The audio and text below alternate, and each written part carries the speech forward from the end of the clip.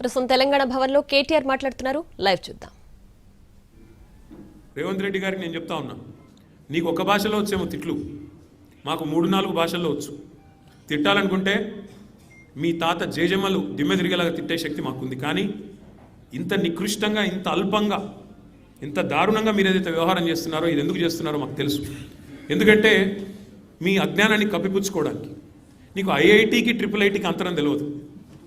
ఐఐటికి IIITకి అంతరమే తెలియదు. నీకు బచావత్కు బ్రజేష్ కుమార్ ట్రిబ్యునల్కు తేడా తెలియదు. నీకు అసలు కృష్ణా బేసిన్ ఏందో, గోదావరి బేసిన్ ఏందో తెలియదు. నీకు అసలు తెలంగాణకి ఏం కావాలో తెలియదు. నీకు తెలిసిందల్లా ఒక్కటే, దోచుకోవడం, దాచుకోవడం తప్ప నీకు తెలిసింది ఏమీ లేదు. ఒక అజ్ఞానివి, ఒక ఉష్ట్రపక్షివి. నువ్వు ఏమనుకుంటున్నావు? నిన్న చెప్తున్నాడు ఆయన, తెలంగాణ కోసం అంటే ఈ మహానుభావుడు ప్రాణాలు ఇస్తాడంట. నువ్వు తీసిన ప్రాణాలు చాలు, నువ్వు తీసిన ప్రాణాలు చాలు. ఇప్పటికే 836 మంది రైతులను పొట్టన పెట్టుకున్నాడు రేవంత్ రెడ్డి వచ్చిన తర్వాత. 100 మంది పైచిలకు ఆటో డ్రైవర్లను పొట్ట పెట్టుకున్నాడు. 100 మంది పైచిలకు గురుకులాల్లో పిల్లలను పొట్టన పెట్టుకున్నాడు. 48 మంది నేతన్నలను ఉసురు పోసుకున్నావు. ఇప్పటికే నువ్వు తీసిన ప్రాణాలు చాలు. నువ్వు ఆనాడు తెలంగాణ వాదుల మీదకి, తెలంగాణ బిడ్డల మీదకి తుపాకీ తీసుకొని పోయి తెలంగాణ ఉద్యమాన్ని అవమానించింది ఎవరు మర్చిపోలేదు. ఇవాళ ఏదో పేమెంట్ కోటాలో అదృష్టం బాగుండి అడ్డిమారి గుడ్డి దెబ్బలో ముఖ్యమంత్రి అయినావు రేవంత్ రెడ్డి. నీ వాగుడు, నీ అల్పబుద్ధి ప్రపంచం మొత్తం చూస్తూ ఉంది.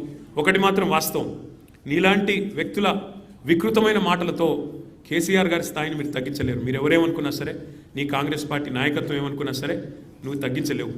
ఇవాళ నదీ జలాల్లో తెలంగాణకు అన్యాయం జరిగింది దశాబ్దాలు కంటే. నిన్న ముఖ్యమంత్రి గారు ఒక మాట చెప్పారు, మాట్లాడుతూ అన్యాపదేశంగా చెప్పినాడు. అప్పుడెప్పుడో నిజాం బాగు చేసిపోతే ఆ తర్వాత వచ్చిన వాళ్ళందరూ నాశనం చేసినారన్నాడు. తర్వాత వచ్చింది ఎవరు?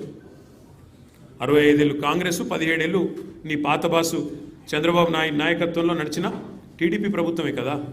కాంగ్రెస్ టీడీపీ కదా, దొందే అన్నట్టు ఈ రాష్ట్రాన్ని 2014 దాకా నిరాటంకంగా పరిపాలించింది.